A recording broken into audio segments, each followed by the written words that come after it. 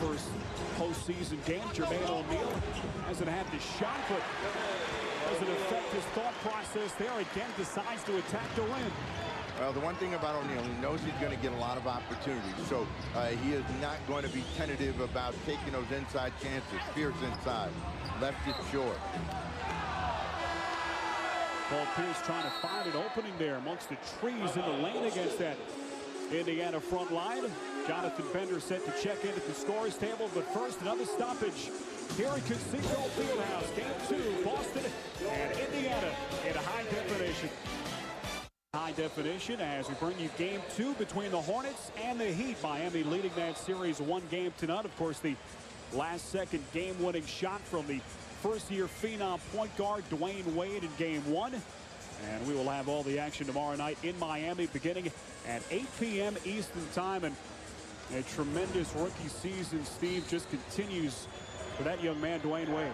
Wade has been terrific, and it's going to be terrific for a long time to come, and he's only going to get better. And if this weren't the year of LeBron James or Carmelo Anthony, he would undoubtedly be the Rookie of the Year. But a terrific group of young players have come into the NBA, so we ought to see some excitement for a long, long time.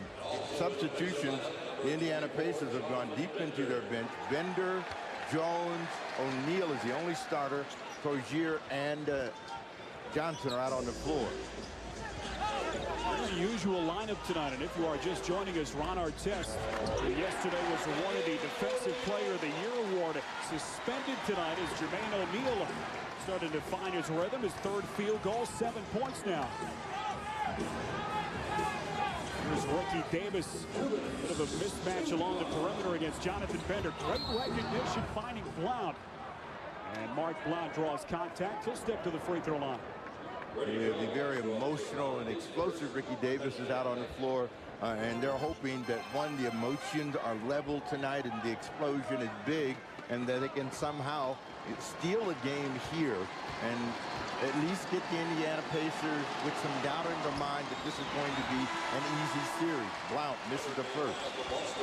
Blount on the season, a 71% free throw shooter, as we get our first look at Celtics rookie point guard Marcus Banks. Out of UNLV, just 22 years of age. Acquired in a draft night trade last June.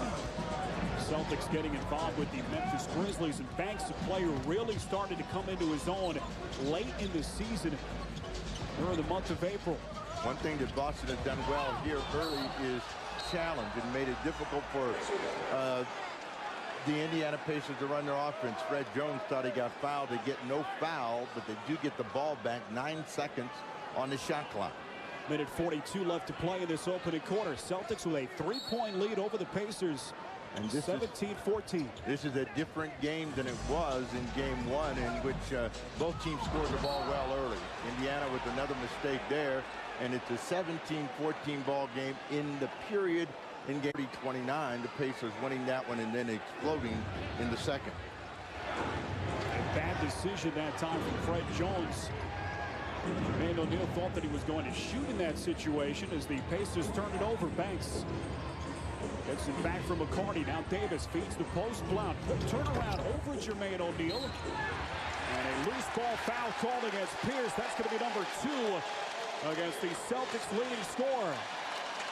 The one thing that Pierce has to be very careful of is picking up those kinds of fouls. Reached around and got caught, so he will sit down, and Yuri Welch will come back into the ball game. So the Celtics maintaining a 3-point lead. We check in with Susie Schuster. Well, Spiro and Snapper, you were absolutely right on Indiana's failing offense. Coach Carroll was telling his team, great defense in that last time out. Keep up the pace and keep pressuring Indiana's offense. Susie, thank you. The Celtics offense, as we mentioned in game 1, really sputtered after that first quarter. Jermaine O'Neal falling away. Look at Bender, Stein for the rebound.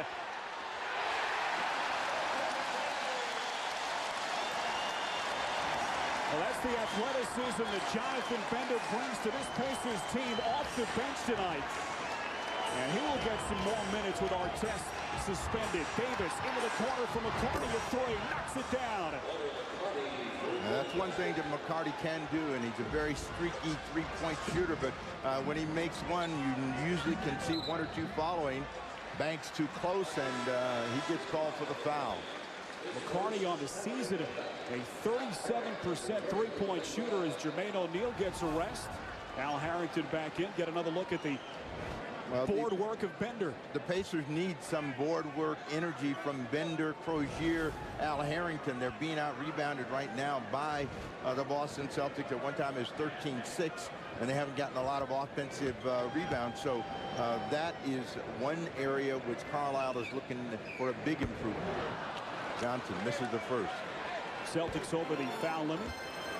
Anthony Johnson, a key offseason acquisition by the Indiana Pacers. And I'll tell you what, the New Jersey Nets, I'm sure, wish that they still had Anthony Johnson during the course of the season. Of course, with all the injuries to Jason Kidd, Johnson has been a main cog off the bench for Rick Carlisle this season, and also as a starter for different periods. Johnson hits 1 and 2. And he brings the Pacers to within 3 points now. Final 22 seconds of this first quarter. Well, there's about a 6-second differential between shot and game. Let's see how Boston handles this possession to close the quarter. Banks trying to dance inside. Banks, that lightning quick first step, able to shake Anthony Johnson. Down to 6 seconds. Johnson now. That is the answer. Fighting his way against Banks. Missed everything.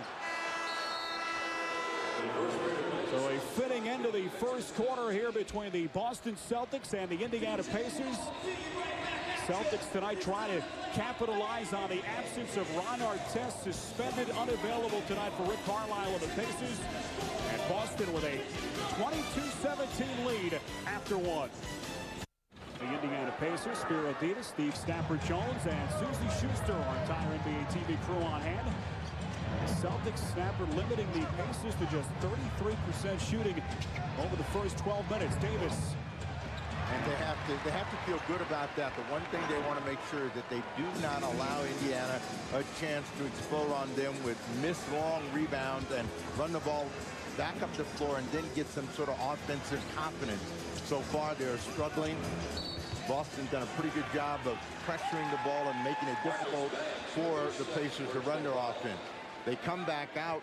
Jermaine O'Neal sits down, so you can see Al Harrington being a bigger part of what they do offensively, along with Jonathan Bender here in the second quarter.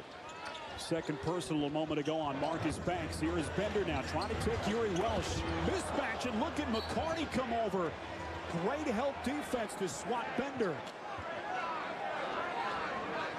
So the Pacers will inbound with 8 to shoot. Pacers starting the second quarter.